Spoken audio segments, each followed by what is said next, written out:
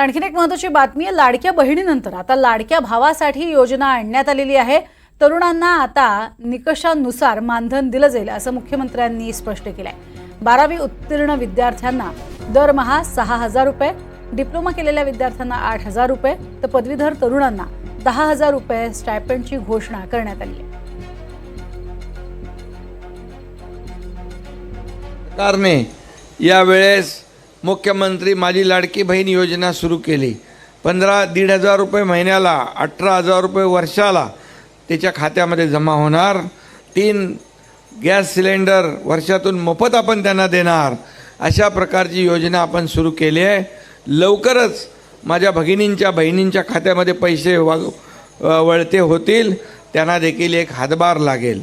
आणि त्याचबरोबर आपण काही लोक म्हणाले लाडकी बहीण तर केलं, लाडका भावाचं काय? मग लाडका भावाचं पण केलं।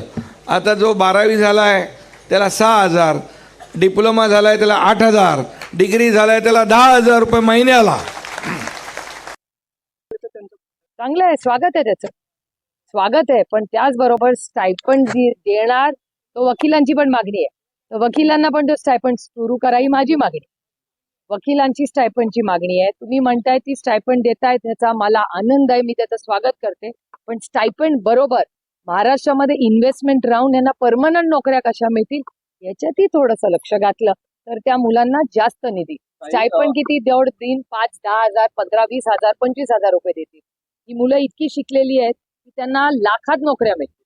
तर स्टायपंड जरूर द्यावा, 10, 20, 25,000 जो काय सरकारच्या मनात असेल तो।